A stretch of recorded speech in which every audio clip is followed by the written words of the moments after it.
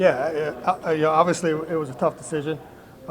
Very close to all those guys, and I'm going to miss them. But I thought it was an opportunity, being where we're headed, to bring some fresh guys in, and some guys that are very well capable of coaching and coaching young players. I decided to make that change. Miguel Cairo is going to be the bench coach. Known him for years. I mean, he was a bench coach with Tony, so he learned a lot over there with them. And I can't say enough about him. He's a baseball rat. He knows the game very well. He knows all aspects of the game. He's done a lot in his career. As you all know Parra. It was just a matter of when Parra was going to want to do it, and he committed to being a full-time coach. So, but he'll bring a lot to our outfielders and our base running that we want to get better at. Ricky, who was with us last year, who did a great job with CJ Abrams, Candy, when he was here, Candy loved him, so he gets the opportunity to coach third base. So the other two two main guys in Hickey and DC, who I wanted to keep. I love those guys. Those guys work really hard. Players really bought into what they wanted to do, and they've gotten better, so they'll be back.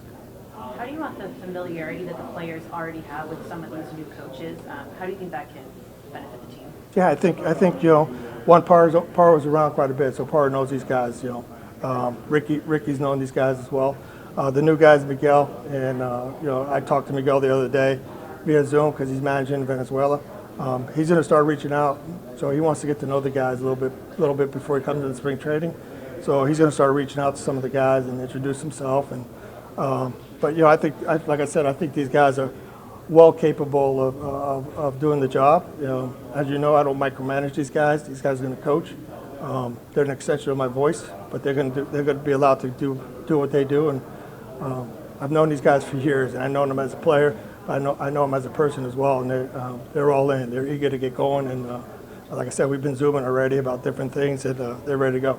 You also guys hired Chris Johnson too as assistant coach. So what's your familiarity with him? What does he kind of bring to your staff? Yeah, so I've known his dad, but he's so far in his young career he's brought a lot. I've heard nothing but great things about him. I interviewed him, talked to him. He knows a lot about hitting. I think he's going to complement our Darnell really well and really help our young kids out a lot. You also mentioned at the end of the year offensively wanting to see more power from this team. Do you think that's something that's going to come from what you already have, or do you feel like that's something you need to address this winter from outside? I think it's going to be both. I really do. As you can see, some of our young players started getting it towards the end there. I think there's still a lot more out of CJ, out of K-Bear, some of our young guys. We do have some young players that are coming that I think could supply some power as well. But I think this winter we're going to look elsewhere too to see if we can maybe fill some gaps that we need to fill. We're in a tough situation because we want to get our young guys up here. We don't want to take too many spots away from those guys when they're ready.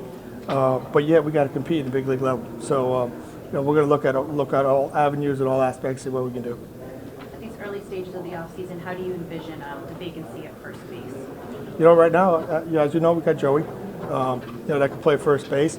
But like I said, it's kind of early, so we're going to look at all different avenues and see. We also got an opening at third base.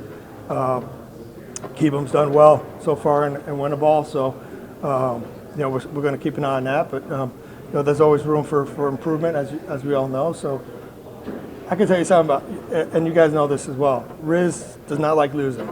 I do not like losing. So we're going to do the best we can to fill the competitive team. Joey, last year, you had a DH, but you also kind of said, I want to play first base. You guys play in the field. Do you want to still have the DH, or do you want to see him play first base more? What kind of way do you I want to see him do a little bit of both. I really do. I want to see him play some more first base. We're pretty good about masking his he had a knee issue, so we wanted to keep him healthy. The biggest thing was to keep him on the field, keep him hitting. So hopefully this year he comes ready to go. I know he's doing a lot of agility stuff. He looks good so far. So and I told him, I said, hey, and he even mentioned to me about playing some outfield too as well. I mean, he loves playing left field. So we'll see what kind of shape he comes in the spring training, and then we'll go from there. Davey, there's been a lot of speculation this winter, as you're aware, about Juan Soto possibly getting traded. What was your? Are we going to get him? Well, I'll take him back. I'll take him back. What was your experience managing him for 5 years before? I love him. I mean, I've said this since I've known the kid. I love him. I mean, he's a competitor. As you know, he's one of the purest hitters in the game. But he's a game changer. So, I've always wished him the best. Whoever does get him, if San Diego decides to keep him, I mean, they know they got a good one. But wherever he ends up, they're going to get a really good player. Looking back now, what was it like going through that? The pre-trade, everything, and then it going down? Looking at it now, I think we did all right. Yeah. But building up to that, you just don't know. We just knew what we had at hand. But I look at CJ. What he's done. So I look at James Wood, who's coming up. All these young players that we got for him. We're doing okay. Do you have any doubt that he can handle a place like New York? No. Why? he loves to play the game of baseball. And I'll tell you a story. The first time I ever met him, I just asked him. I said, "Hey, what motivates you? What drives you to be?" And the first thing he says, "I love baseball," and that's all I want to do. So he'll handle it very well. Back to Joey. He has said, and you said in the past, that he feels more engaged when he plays in the field. Do you feel like that's a reason to play him at first or in the outfield even moving forward? Man, you look, he did really well. And I know he wanted to play more of a position. I had to explain to him that DH is a position, and it's a big position because we needed him to hit. But I will look at the options, and like I said, we'll get him out there to play some first base more this year just to keep him engaged a little bit. But I thought he did a heck of a job. I know he didn't like it at first, but towards the end he actually accepted it a lot better. I didn't hear any griping towards the end about not playing first base or outfield. But man, he can hit though, and we need him to hit. And the conversation I feel like in maybe the last decade is so much about maximizing every pitching side of things, getting that path to 27 outs. But now I feel like looking at some of the Brazier deals we're seeing, innings still means a lot. As a manager, what does innings mean to you, and maybe if you value that any differently than you look at it differently than you did in recent years? No, I mean, hey, look, I could go back to 19, the pitching staff that we had.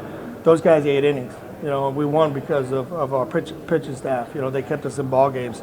I always say the same thing to our young guys. Hey, if you can give us 18 to 20 outs as a starter, we're gonna do big things. And I still believe that. I know the game's changed a little bit, but our starting pitchers need to give us some innings. Okay, along those lines, like Corbin, obviously ERA was probably not where you wanted it to be, but he gave you 180 innings. I just wondered, how much do you value him and sort of what he lets you do with everyone else? Like that idea of an old school innings eater, right? Yeah. Hey, look, I've seen a lot of upside last year with Corbin. I mean, the record doesn't indicate it. I know, the ERA didn't indicate it. But this guy takes the ball every 5 days, doesn't complain. And like you said, he gives us the innings we need. We were able to develop our younger players because he can do the things that he did, and he gives our bullpen a breather. So I went and looked back at some of this past year. It typically is one inning where he kind of loses things. And if we can get him to score, get rid of that one inning, he's going to do big things for us. He really is. So I know that he's working hard already. He's down in Florida. So hopefully he comes back and he has a year that we know he's capable of having. The year that he gave us in 19. We're talking about when to upgrade the starting pitching. Would you guys currently kind of go out with the rotations you have from last year and stick with that?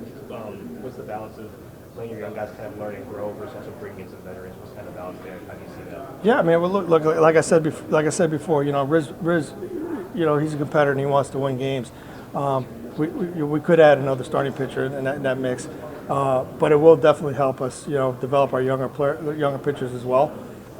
But I want to see our young pitchers pitch. I mean, they had some of these guys got a year under their belt. Some of them got more 3/4 of a year under their belt. I want to see what they can do come out of spring training. As you know, we did some different things as far as limiting their innings.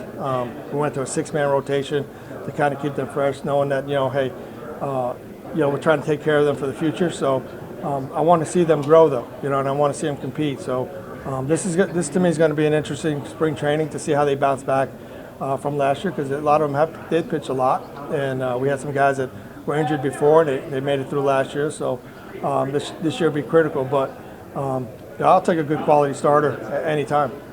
Do you envision Trevor Williams in your rotation, or would there be a chance you look to maybe get more from him as we go? No, right. Hey, look, right now, Trevor's, he's our fourth or fifth starter. We'll see what transpires over the winter. From the results you saw from the six-man rotation, how much are you considering implementing that again next season? Yeah, we've already talked about it. I've looked at the schedule. Fortunately, we got a lot of days off in the beginning, but we do have a couple of stretches where we play 17 in a row, 15 in a row. So we might incorporate a six-man during that time. Hey, what's a favorite story you have? The time you played a hunch, maybe won against the book with a move, and it paid out. Did you watch the World Series in '19? Yeah, I mean, I can't just go back and name one, but there was a lot of hunches. I'll tell you what was crazy. You guys probably thought I was crazy, but when we walked Muncie, and we kind of walked the winning run, and but I was not going to let that guy beat us again, so it worked out. You mentioned Carter playing this winter. Has Victor been able to play winter ball? Victor has not played yet. I think his plans are to play. He's feeling a lot better. I know he's taking some swings, but I think he definitely wants to play some games before he gets to spring training. And do you, as things stand now, see him as your center fielder, or is that up in the air depending on health and everything? Yeah, it's all going to depend on his health. But I'm glad that he'll be back, because we definitely could use him. There's a lot of right-handed outfielders right now. I think all of the guys in 40 men are all right-handed. Oh my God! You must have read my mind. We need a left-handed bat. Right. So I was thinking, when you look at left-handed bats, would you prefer that to be in the outfield so you can platoon, or could you maybe see it somewhere else as a DH or first base, and you can platoon in a different way? Yeah. Where would you like I would like to get a left-handed hitting outfielder. I mean, I'll take anyone, but to have an outfielder would be great. What do you hope the identity of this team is next season? You know what? I just want them to compete. I mean, we saw a lot of growth last year, especially in our younger players. I want to be hungry, be ready. We're close. We really are. These guys, they feel like they can do some special things. Our core young guys have towards the end of the year, they started getting it.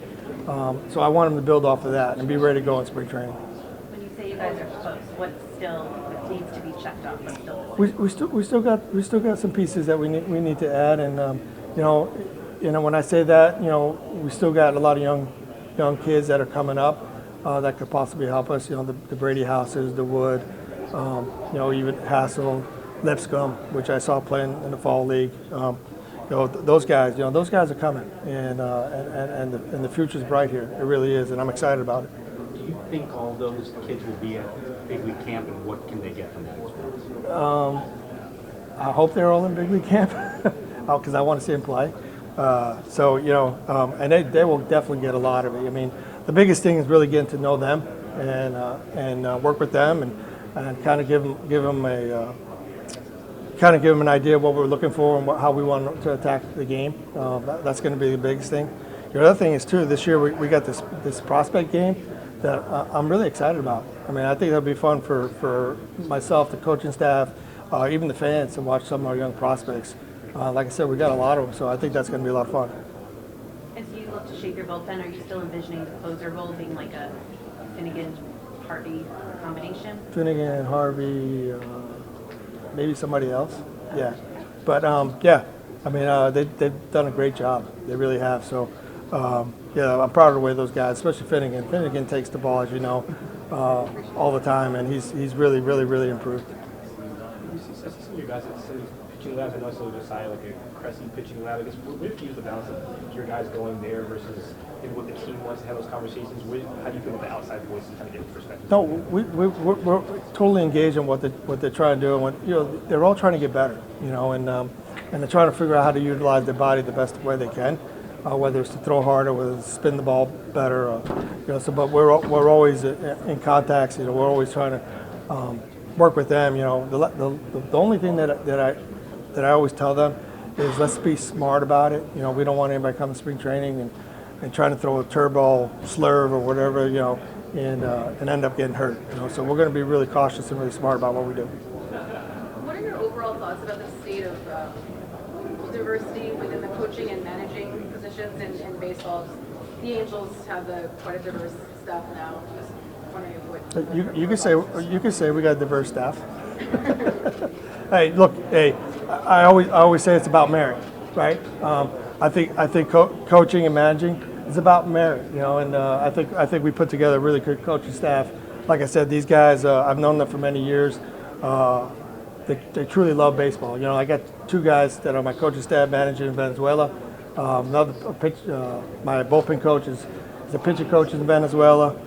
So these guys are always involved. They love the game. So I'm looking forward to working with them. and just your overall thoughts about how that applies to the league as a whole. Yeah, I think, like I said, I think it's great for the league, and I think a lot. These coaches all hire because of merit and what they do. You guys did put this power last year. You guys have a lot of speed from last year. What did you kind of learn from last year and the rule changes, how you can use that? Do you think you can lean into that more this year than you did a year ago? Yeah, we're definitely going to try to push the envelope a little bit more than we did last year again. But it's part of our identity. We got some really good young athletes. We get Vic back, and we got Young, and we got CJ and Lane. Lane started getting it a little bit. So we're definitely going to push the envelope when it comes to stealing bases, running a little bit more. But I also think some of our young players, like CJ, they'll start driving the balls, a little bit more. K-Bear, Lane.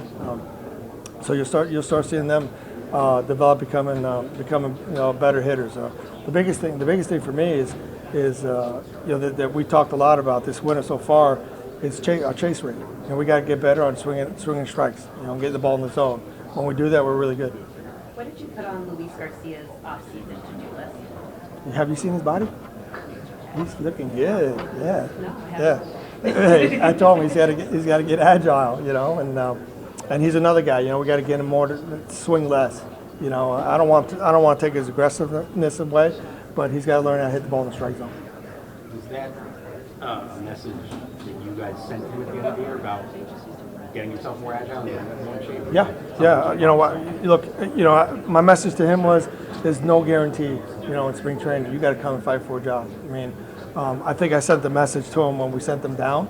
And it hurt me because I love the kid, but he's got to get better. He's going on his fourth year now with us, and I know what the upside is with Louis, but we got to get it out of him, and he's got to be consistent. You see Jake Alou kind of pushing him for that second base spot? I see Jake. Yeah, I definitely see Jake pushing him a little bit there. He's definitely. I love Jake because he can do multiple things. I also like Jake at third, and I like him in left field. But having Jake will be definitely a plus, and he's a guy that can hit left-handed as well. Would you consider bringing maybe a veteran second baseman, maybe Luis and Nelly? I know you guys bring guys for competition. Would you consider bringing a veteran second baseman for a second base job, or how would you do that? No, like I said, we're going to look at how we can get better as a whole. Whether it's a second base. Look, like I said, I believe after what happened last year with Louis, that he's gonna come back to spring training ready. But only time will tell. So we got all the holes that we need to fill right now. So but we're definitely going to be looking. Davey, I think there's this perception among some fans that managers don't really have the same power they did years ago. Don't make the same number of calls they used to. I don't think that really captures the whole job. What is it, maybe a decision or two you have to make every day that are the ones that really, keep you up at night, but things you have to top of your list? The biggest thing is managing the bullpen. Yeah. That's and talking to you guys every day. It's a big one. Yeah, but managing the bullpen, keeping that bullpen fresh is always, sometimes I wake up in the middle of the night and have to force myself not to pitch somebody, because he's pitched 3 days in a row.